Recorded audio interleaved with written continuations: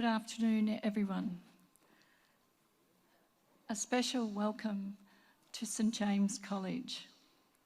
And in commencing, I would like to acknowledge the Jagera and Turrbal people on whose land on which we sit and gather upon today. And it's a very significant place because we're on Boundary Street, and Boundary Street was the street where people were not allowed over in the evening at night in Brisbane, and if they were found there, they were arrested. So it's very symbolic to be on this land, and particularly in the discussion that we're having today around the voice. It's my pleasure to welcome our Archbishop Mark Coleridge, who's the Archbishop of Brisbane, Mr Noel Pearson, and I'll introduce separately when we come to the talks that we were having today. Professor Greg Craven and Mr Sean Gordon. And I'd also like to acknowledge Uncle Bob, who's here, who's a traditional landowner. And we have Miss Yvonne O'Neill. Looking for Yvonne, oh, she's over here on my right. Miss Thelma Parker, and also Brother Damien Price, who's over there. I'll wave to Brother Damien. He's a great supporter of our college. To everyone else who's come along today, thank you. To our staff at St James College, thank you. And hopefully today we're going to have a very vibrant discussion. We are being live streamed, so the audience here, there's a much bigger audience in the community, and people will be able to access the video of today at a later stage as well. So we know it will be of great interest to many in our community. As principal of St James College, it is really wonderful to be able to host this forum today. So without further ado, I'd like to welcome Yvonne O'Neill up to do an acknowledgement of country. Yvonne is on our College Advisory Council. Yvonne also has been awarded the Australian University Teaching Award for her work at the University of Southern Queensland. It's the Neville Bonner Award. Yvonne is a great supporter of education. In her work now, she does a lot of work with Indigenous students in terms of sport. She'll tell you about that. But also, Yvonne played in the first women's rugby league team for Australia, so I'm sure she's getting excited about the weekend. And no doubt you'll be going for the Broncos, Yvonne.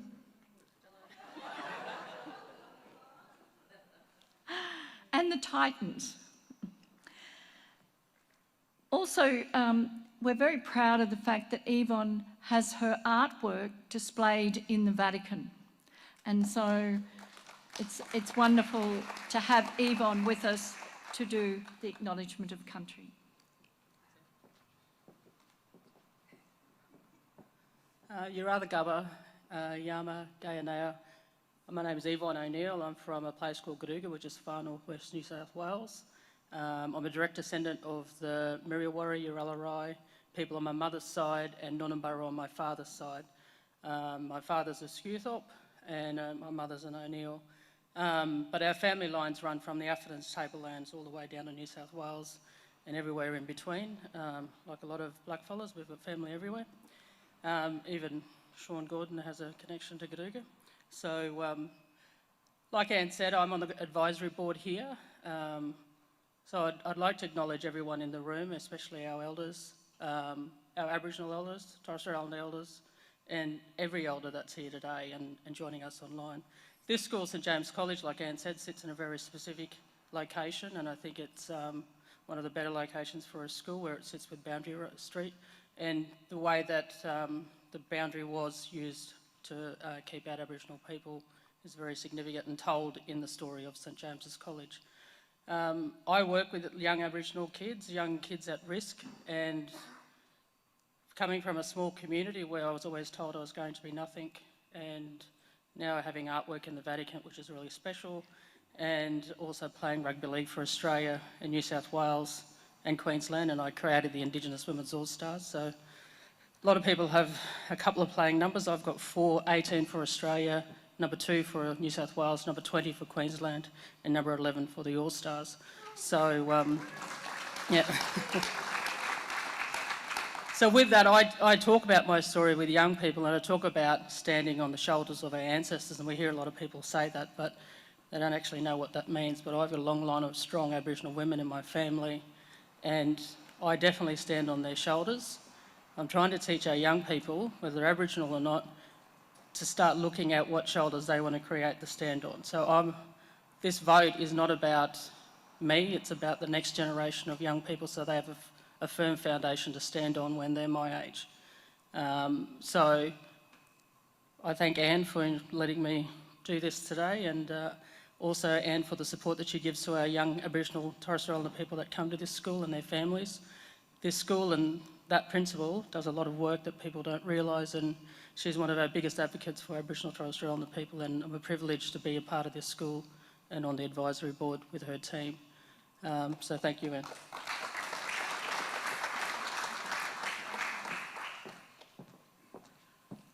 Thank you, Yvonne. And now I'd like to invite Archbishop Mark Coleridge to the lectern.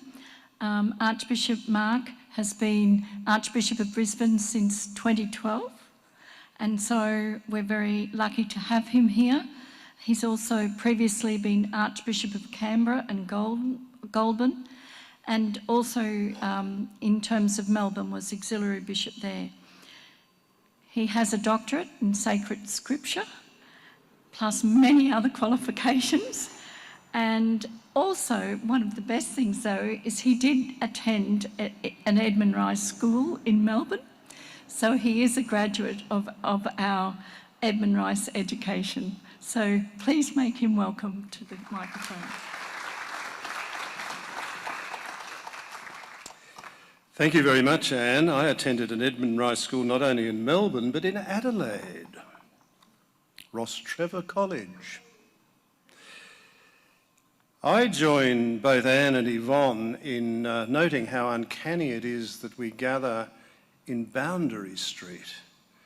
I don't have to say more because Anne and Yvonne have said enough, but it is uncanny.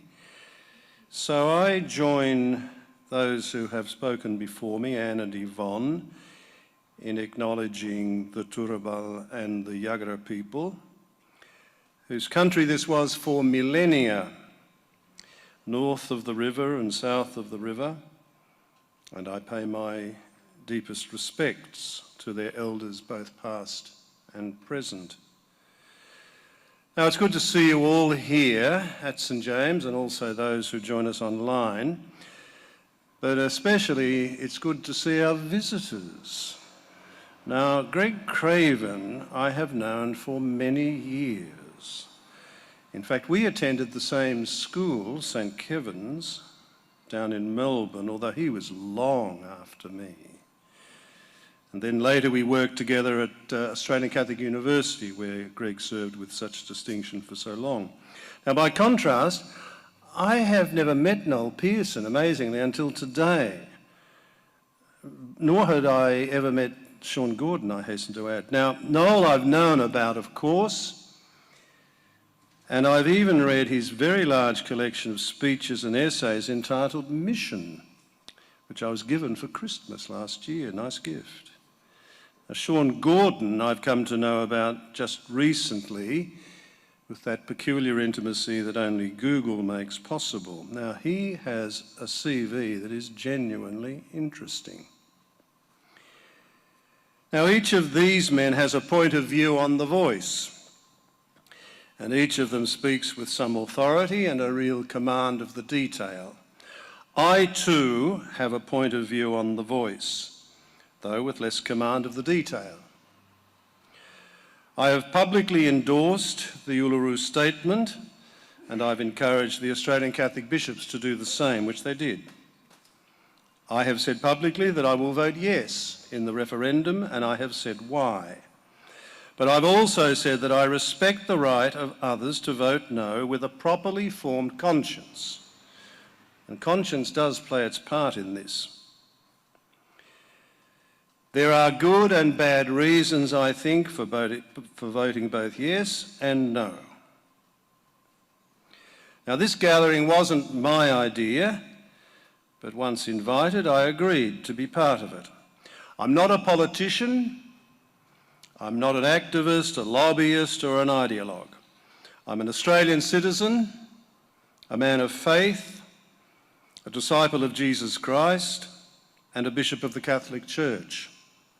And that's why I'm here.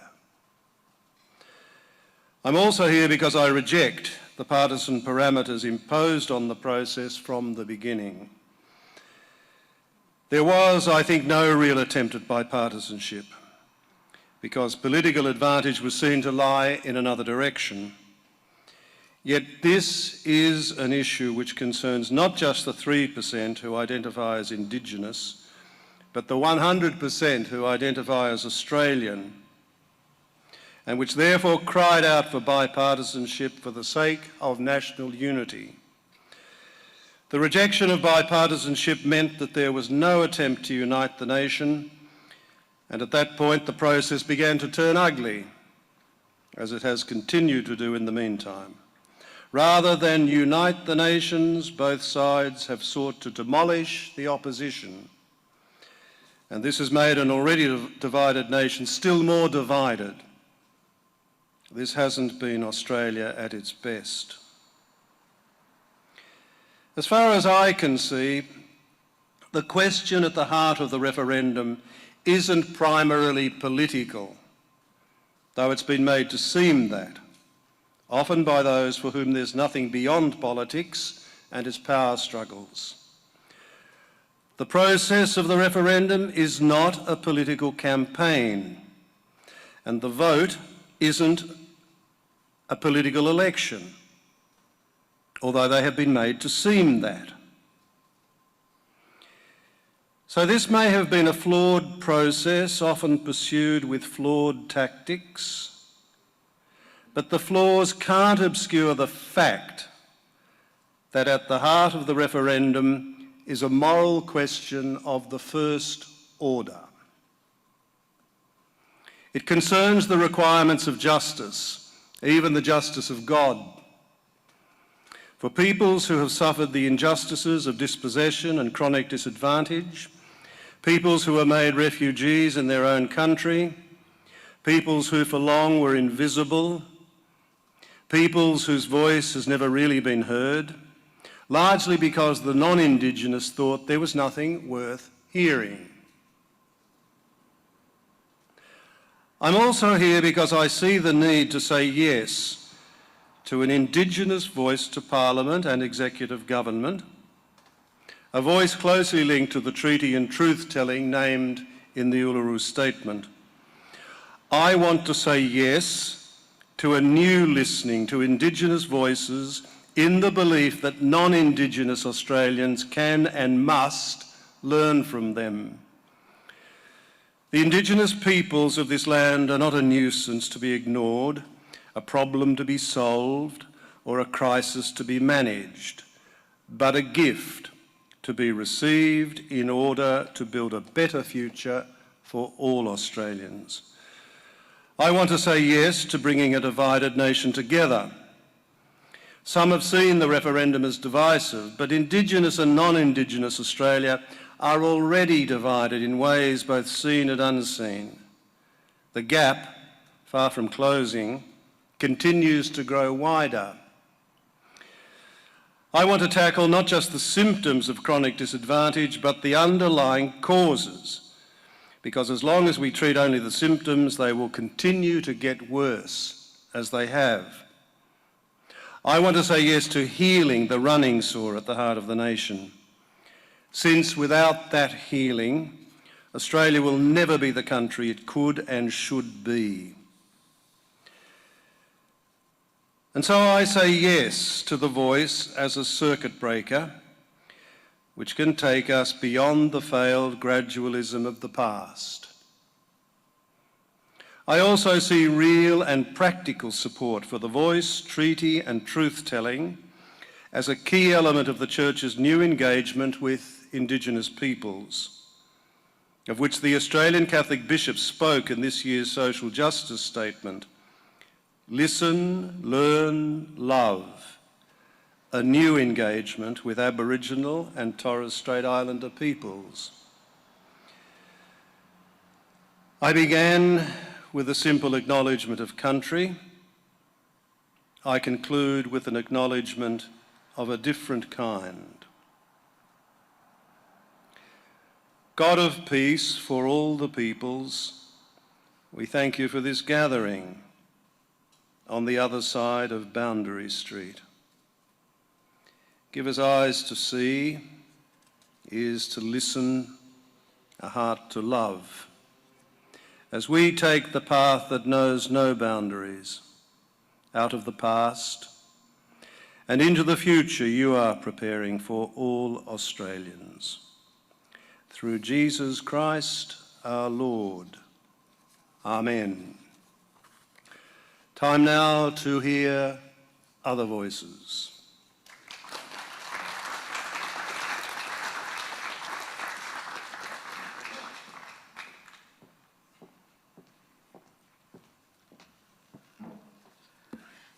Thank you so much, Archbishop. Your address has certainly provided us with much thought, and we will be having the discussion, so I'm sure we'll be taking you up on some of those points. I now invite Professor Greg Craven to come forward to respond to the Archbishop's reflections. Greg is Emeritus Professor of Constitutional Law and former Vice-Chancellor of Australian Catholic University, and one of Australia's most respected constitutional lawyers and historians, and a well-known contributor to public debate. So please welcome Greg.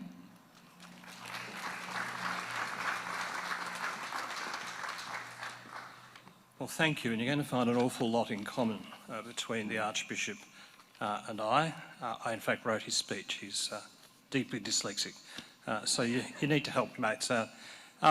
I'm always a bit nervous speaking before Noel because he has that voice that seems to come from God. Yeah, I have an Irish tenor. He has a sort of, whatever the hell you call it. I would say two things just to calm you down, so you don't listen to him too much. I mean, one is, of course, that he is not God, because he's not even a Catholic. He's sort of he's a Lutheran. He's a Lutheran. It's a sort of try-hard Catholic. And the other thing, of course, about him is that he secretly barracks for New South Wales in State of Origin. So that I think, puts the sort of treachery that is there. Psychology applied to both law and education has indicated that in a speech of about this length, you can never get more than 4 points across to an averagely intelligent audience. So this is a Queensland audience, so I've taken it down to 3. But I'll cheat by having a preliminary point. Here's the preliminary point. Do not dare, any one of you, to say this referendum is lost. Don't say it in your heart and don't say it to anyone else, lest they believe you. It's a two-horse race, and we're 1 round of a lap at Flemington. And no fool should ever bet on a horse when the other one is still finishing. And the second thing I'd say is this. The referendum closest to this, fundamental to Australian society, was 1951. And basically it was about whether or not Australia would continue a plural democracy or would it ban the Communist Party. The Australian electorate said no. It said no to changing its society in a fundamentally bad way. It said no by 50-point-whatever%. But it's that type of political, of social morality that we need to rely on in this referendum winning. And I absolutely agree with His Grace in saying this is not a political question. Not only is it not a political question, it's not a constitutional question. This is a moral question. It's about an ethical imperative. It's about what you do, not how you do it. And if it's to win, that's what we need to focus on. That this goes way beyond, politics, into the deepest range of philosophy, of ethics, even of religion. And you have a think about it, all of you. Even me, I'm a constitutional lawyer. I'm beyond redemption. None of us started on this journey by thinking what words would we put in the Constitution. We started off thinking of our fundamental moral duty about something truly terrible. We know the gospel says, I came that you should have life and you should have it to the fullest. Can anyone argue that Aboriginal people have had life to the fullest?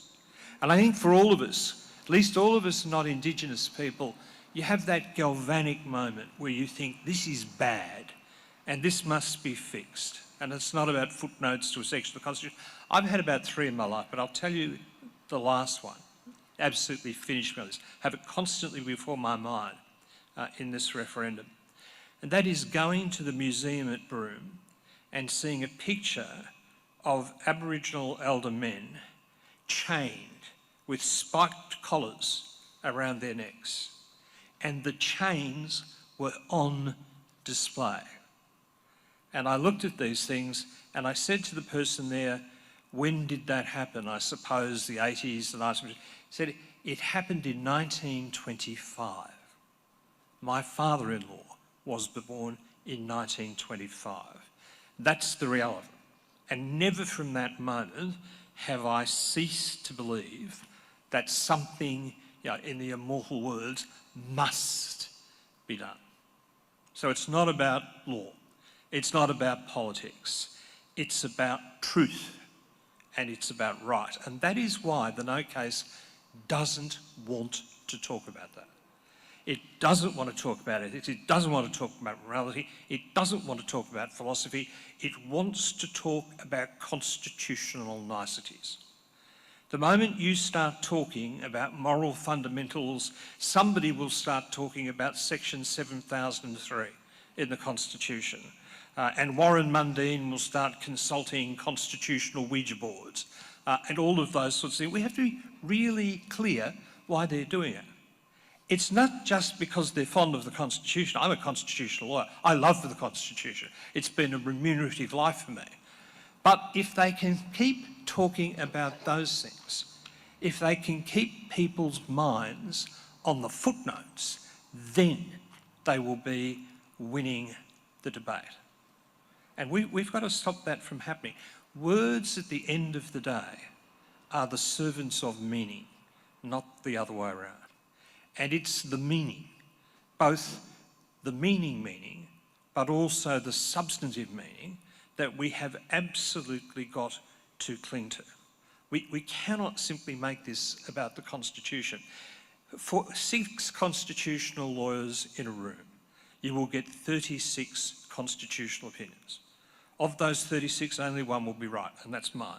But this is not the case where you're playing constitutional poker. It's not where you lay down an ace and somehow or other you win the game. And I've had my arguments about the words. I'll tell you this. The Australian Constitution, that great document that had created a nation of peace for 120 years, our opponents would have voted against that in 1897 and in 1890. Too dangerous, too hard, too many things that could go wrong. And you have to remember that the very order that they're trying to protect, they would have opposed. And if you go through the Constitution, I do know the history of the Constitution, if you took every compromise out of that Constitution, there would not be a section left. So of course, when you do a great thing, there will be different views on that sort of thing. Of course, people will say this or that, but at the end of the day, it's real simple in 1899. Are you in favour of a great new Commonwealth? Yes or no? And now, are you in favour of Indigenous justice through a voice? Yes or no? That's the second thing I wanted to say. The last thing I wanted to say is this. It's about destiny. Now, we Australians don't like talking about destiny. You know, we're not like the Americans sort of waving flags and, you know, Donald Trump's underwear everywhere. We're not really into that sort of stuff. But sometimes we should be. And the founding fathers were big on, they used to say, Australian destiny, a nation for a continent for a nation. That's destiny. I think our destiny is to become a whole nation in the way that Noel said it, the way that John Howard said it, the way that Tony Abbott said it. We have three great founding traditions. The British, which I take to include from Noel the Irish, who are the most important of those people, the Indigenous people, who are fundamental, and our great migrations. That's true. If we can bring those things together, we are a fit country. And I think what I've always thought, what I think with this voice is this: we will be a real country the day a little white kid can be proud of Pumulwee at the same time as a little Indigenous kid can be proud of the navigational genius of James Cook. That's the moment of mutuality that we need to strive for, and that's the moment of mutuality that the voice offers. And to throw little jagged bits of the Constitution of that, frankly, is pathetic. And think of destiny in a time sense. And I think about this. What will the day be after like if the referendum loses? What will that day be like? It's worse than that. What will the day after that day be like? And what will the first anniversary of that day be like? And it will be atrocious. One of the things that will happen is that Australian Conservative politics will have gone from being conservative to reactionary. It reacts negatively, automatically to anything. This referendum, the greatest tragedy if it goes down, will be to Indigenous people. The second greatest tragedy will be to the nation, and the third will be the suicide of responsible conservative opinion in this country. So I think what we've really got to do is this. You know, it's terribly important. We all need to talk in charity with one another. It's really got down to this last stage where it's not just a bad idea to beat the living hell out of each other, but where the people who are making up their minds, the ones who are uncertain, they're not going to be persuaded by that. They're going to want good reasons to vote yes, because they're good people and they want to do the good thing. So we've really got to think, how do we do about it? And look, you know, we hear the welcomes to country and they're wonderful. But I was just thinking about them when I was writing. I mean, I want to be in a country where at the end of the day someone can welcome you, so we are on the land of the yes. Thanks.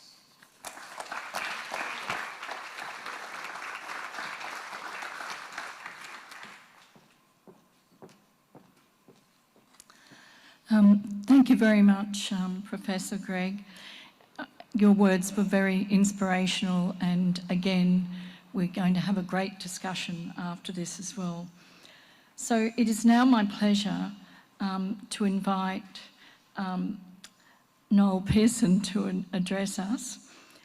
Noel, as we know, is also a lawyer, an Indigenous leader with the Yes campaign, and a board member of Australians for Indigenous Constitutional Recognition, a co-founder of the Cape York Land Council and founder of the Cape York Partnership, and has certainly been advocating for many, many years. So it's lovely to have you here today, and please welcome Noel to the microphone. Thank you.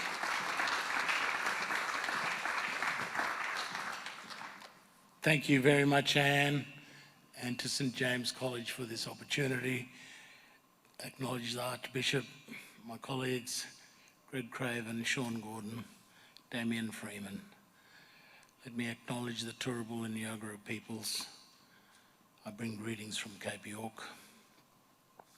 Over the course of this constitutional process that began with John Howard's commitment on the eve of the 2007 election, I've met hundreds and thousands of people and considered where they come from in this debate where they come from in relation to their place in Australia.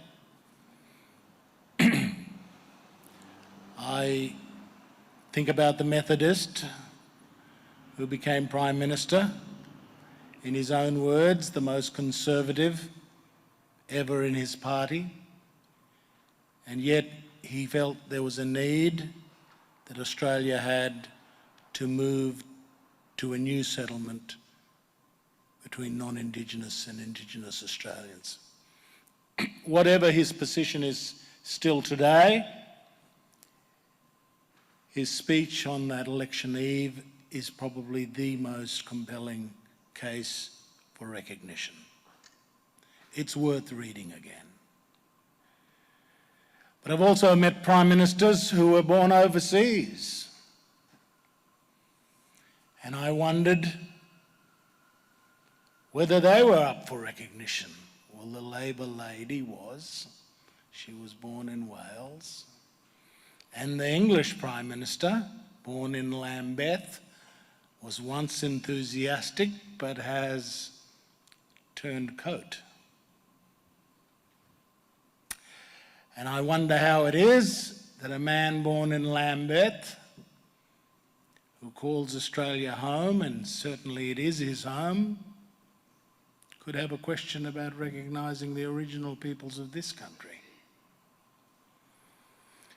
I've met lots of old Australians, people who can count their forebears as convicts and free settlers in the earliest days of the colony in Sydney.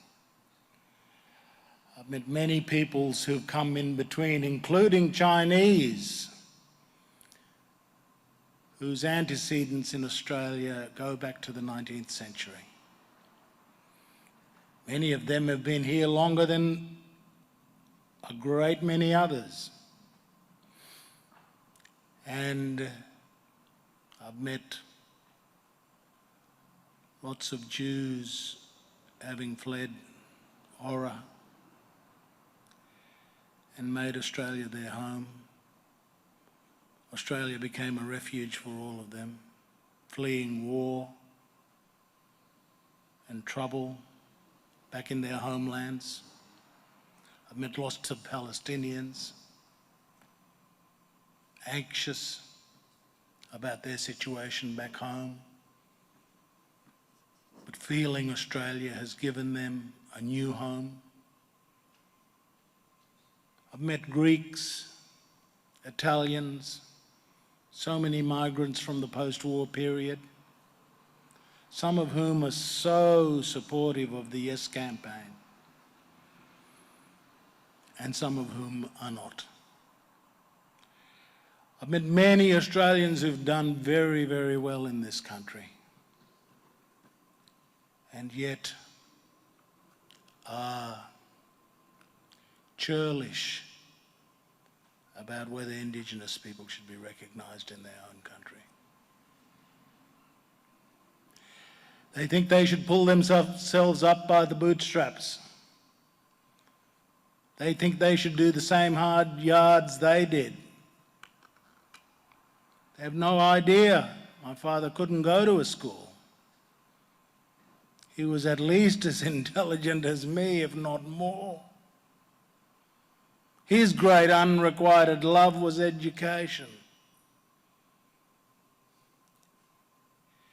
But you could only go to grade 3 when you were in the mission.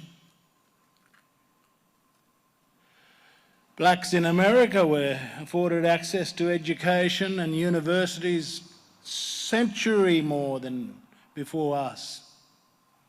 My church, the Lutherans, started giving access in the 1960s to St. Peter's down the road. Very late in the day, but long before the government. The doors of opportunity simply weren't open. People of my community and met all over the countryside, how much farther advanced would we have been had we been treated with some kindness and understanding that the doors of opportunity needed to be opened from the inside.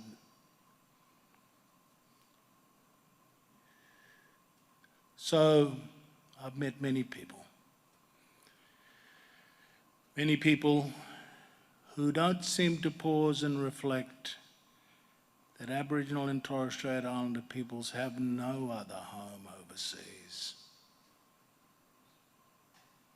They can't wish for Ireland. They can't wish for Scotland. They can't wish for Vietnam. Australia is their only home.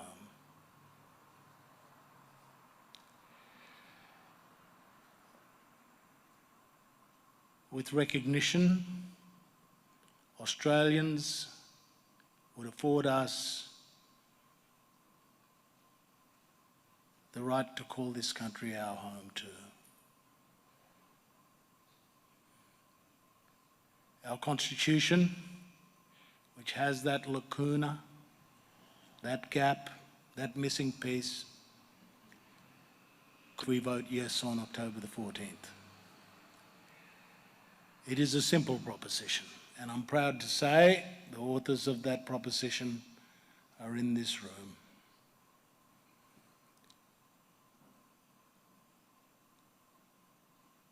A Catholic Vice-Chancellor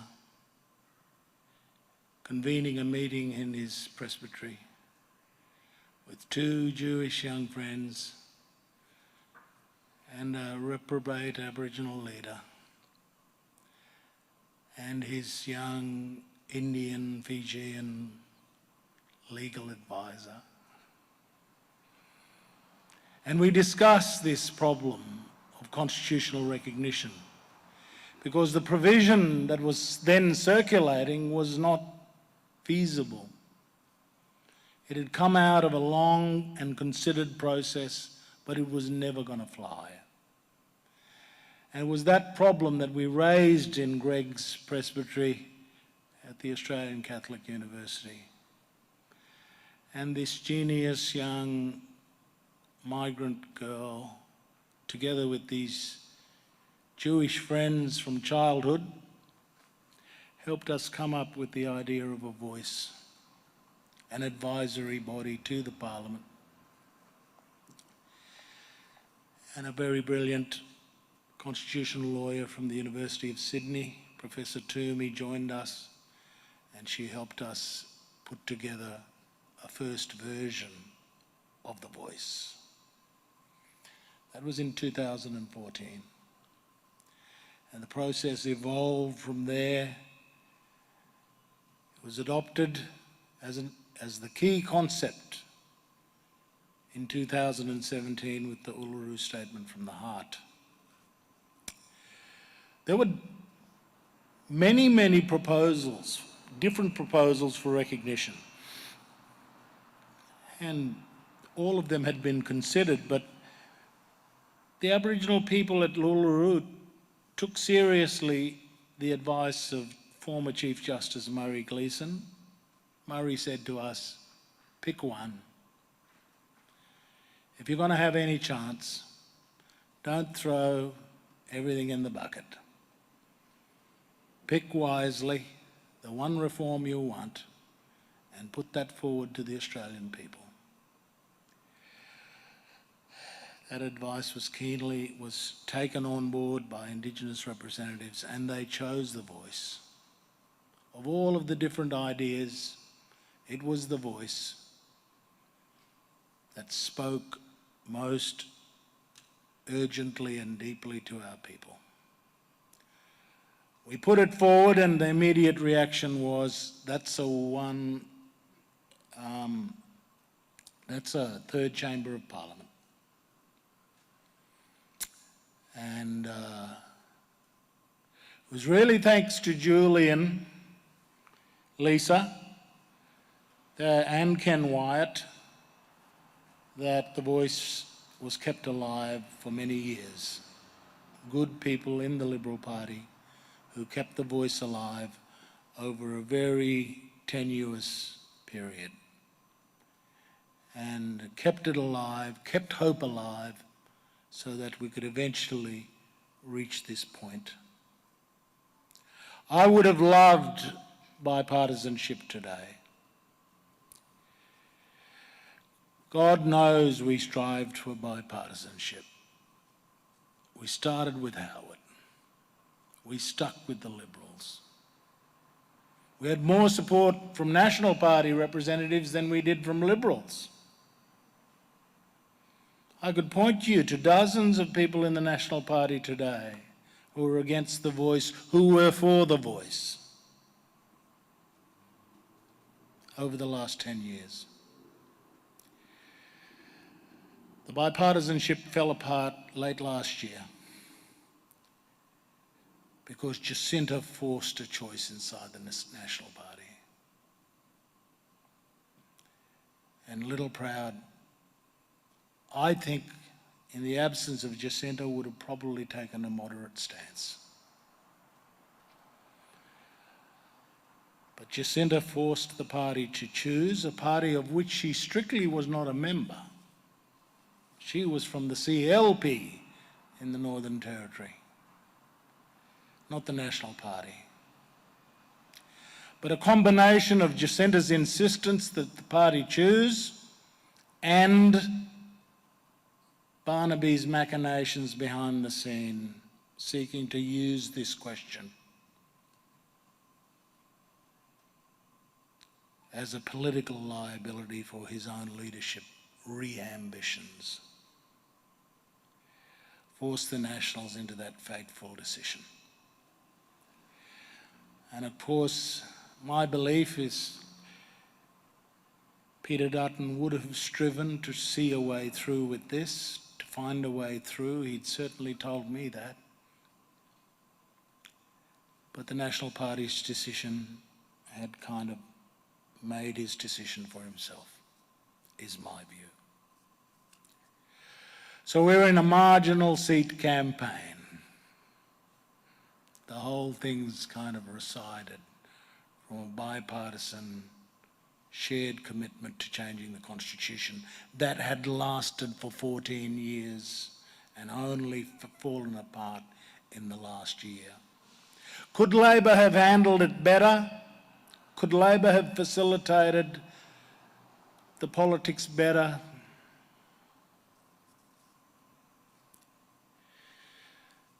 My own view is that the fatal political event was their election in May last year. And who could blame the Labor Party for that? It was the exercise of the federal mandate by us, the Australian people. We gave federal government to the Labor Party to lead the country.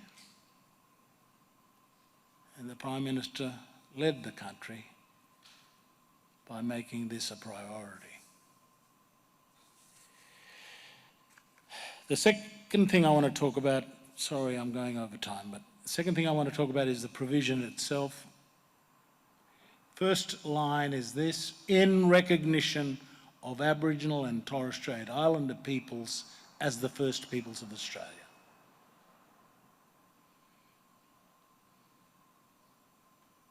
I think they're profound words. It's like, so simple. You know, if you wanted to be, it's just a statement of fact.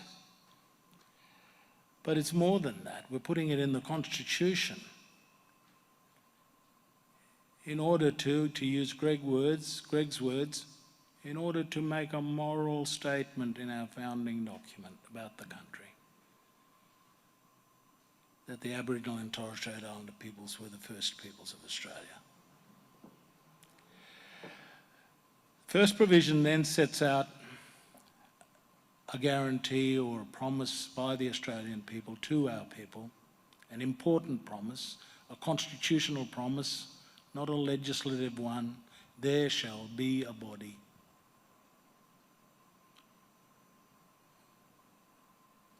Of all of the things we can cling to in this provision, it is that guarantee: there shall be a body.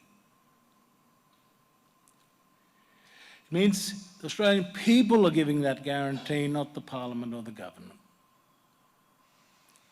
If we approve this referendum, we get this promise from the Australian people and no one else. The next provision deals with what the body will do. Well, it will make representations to the Parliament and the executive government. Professor Toomey explained that making representations is democracy 101. Everybody does it, miners do it, farmers do it. The pharmacy lobby does it. And they're very good at it. We're just going to do representations like everybody else. I was a bit shocked, Greg, when Anne just explained representations like that. Where they'll hear, listen, but not be bound. As with every representation, you're going to get some up and some you're not going to get up. And on what? On matters relating to Aboriginal and Torres Strait Islander people. Not all of those can, Lint Cafe siege, Peter Credlin said. If there's an Aboriginal gunman, the police would have to ring the voice first. Interest rates, nuclear submarines, everything else. And sorry, I can't miss the opportunity in this context to say that I think Jesus would struggle to put the Beatitudes in the Bible today. Blessed are the meek would be so controversial. There'd be so many opinions on it. Blessed. What about me? It isn't fair that the blessed are getting something that I'm not getting. And the meek, who are the meek? Why not the arrogant? They deserve something too. And then the real clincher is, shall inherit the earth. There's the backyards, there's the beaches, there's the national parks. The whole show's gone if Jesus puts that in the Bible. Yes, constitutional lawyers can argue about anything, but some of the arguments are just completely bizarre, and they've flooded the zone, which is a tactic.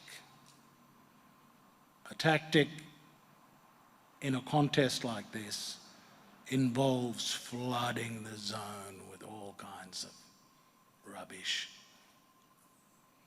And that's what the No campaign are doing. And finally, the detail, the Parliament shall have power to make laws. There's the detail. It's Parliament's role in making laws. That's the answer to detail. It's always the case in our system. The Constitution provides the power, Parliament provides the details, including in relation to composition, functions, powers and procedures of the voice. So I just wanted to zero in on the actual provision we're voting on. And finally,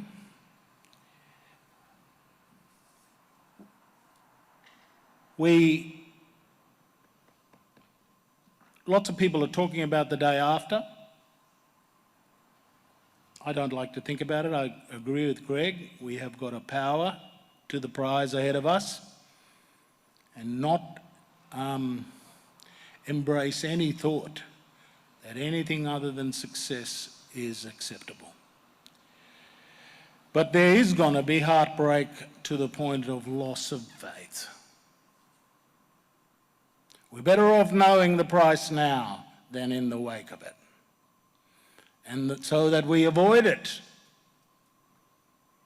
Let's know the price so that we avoid the price. There will be heartbreak to the point of loss of faith.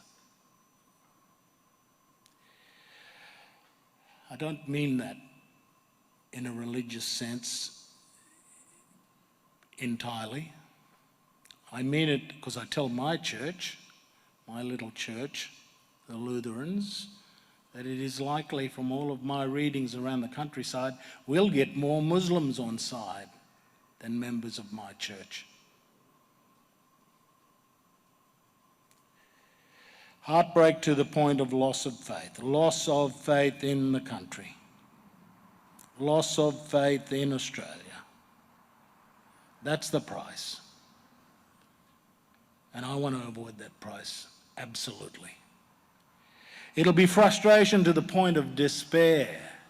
Frustration is normal in life, in politics, in policy, in government, in administration.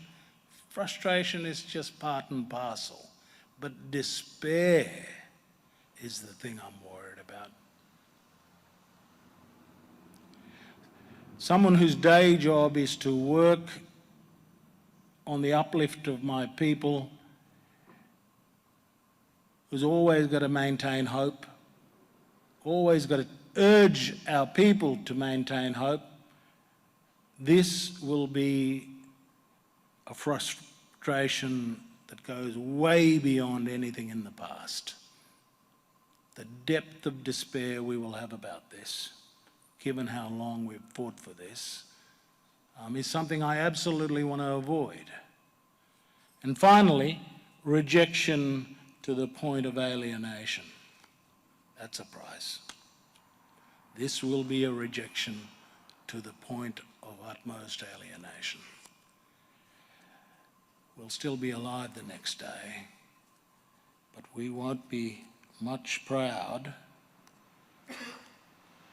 of where we'll be at as a country, who we will be as a people,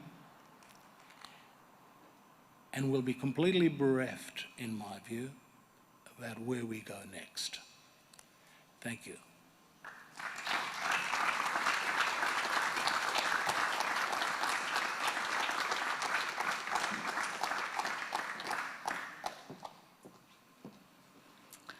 Thank you, Noel. Much to consider and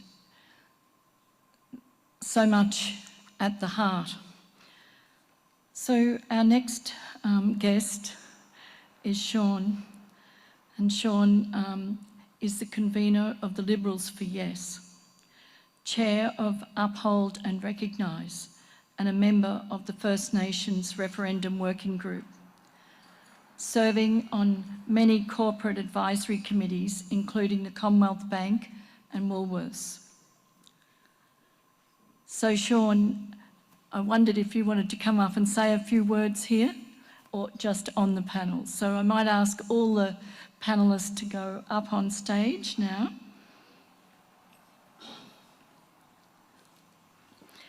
And in terms of our panel, we will be looking at throwing discussion open to our audience. So please have a think about questions you might like to ask. This is the opportunity. It's a very rare occasion to have so many emeritus guests with us today. So in terms of that, Sean, we might ask you if you wanted to say a few words and introduce yourself to the audience. Just want to make sure this is on. Yes. Firstly, I want to thank Yvonne for that acknowledgement of country and strong connection. I played football against her brothers, very strong footballers and always tough. But even stronger connection that although I come from Brewarrina, my nickname out of Brewarrina is Gadooga. I don't know why they call me Gadooga, but they call me Gadooga. And so really pleased to be here and very proud to be a part of this process. You know, interesting listening to Noel's speech just then. It took me to I grew up in a very religious family as well. My dad was the local pastor back in Brewarrina along with his brothers, and our family are still very strong in our faith out at Brewarrina, and we've travelled all over the country through that faith. But it's interesting. It takes me to a phrase, Noel, that is clearly embedded in Christian values, but also a great Alan Jackson song, which talks about faith, hope and love. And, you know, I think that is the real challenge for us as a country is how do we progress forward with this and ensure that there is a successful outcome that instills those values of faith, hope and love for Aboriginal people to be able to bring us into the fold. And, you know, when I think about our people and I think about the history, Aboriginal people have been very engaging and very open to many different faiths right across the country. The Brewarrina Mission, I grew up on the old Brewarrina Mission. It was the first Aboriginal mission in New South Wales. It was the oldest Aboriginal mission in New South Wales and one of the largest. And they brought people into that mission from all over Western New South Wales, from as far out as Tibooburra to Wilcannia to Gadooga, Angledool and other parts of the country, and they brought them into that place. And they brought my people, the Wonkamara people, in 1938 on the back of cattle trucks from Tibooburra to the Brewarrina Mission, 500 kilometres away. And when I think about our people going through that process, and it was a Catholic mission, many of our people that came through that process and out of that, when the missions were closed down on the 4th of June 1969, retained that faith. And when I look across countries, when I go into communities right across the country, if I'm going up to Milingimbi community, it's a very strong Anglican community, very strong ties to the Anglican community. If I go across to Good Island, again, very strong Anglican community. When I go across to the Kimberley, very strong Catholic communities. And I go up into the Cape, very strong Lutheran connected communities. Although our people were placed on those missions and forced to go down a path where we weren't able to practice our culture, our languages, our histories, we saw a connection to a new faith, a new culture, a new practice, and many of our people adopted those faiths, those cultures and practices. And I think that is quite telling of Indigenous people and who we are as a people, that we've not discarded those institutions that brought us up and that forced our people down those paths, but we embrace them. And not only embrace them, but we continue to practice those beliefs today. And that's an untold story of our history and our connection to missions and to those religions that were a part of that process. And it's a bit like where I'm at today. And when I think about this year, this year's been quite significant for myself, is that I've just recently got awarded an Order of Australia medal, an AM. And thank you. When you get this nomination, or when you get nominated, they send out a letter for you and they ask you as to whether or not you accept this, and you've got to then sign it and send it back. And I can tell you, as an Indigenous man getting nominated for an award from the newly appointed king was a very tough decision. A very tough decision for me to be able to make that.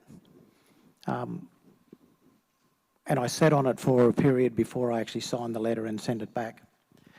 But in talking to family and talking to people that I respect, one of the most telling pieces is that here I am as an Indigenous man advocating for more than a decade now for recognition in the founding document of this country.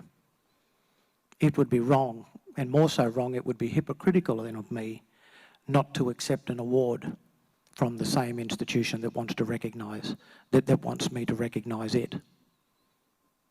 And so I've accepted that award in recognition of that institution.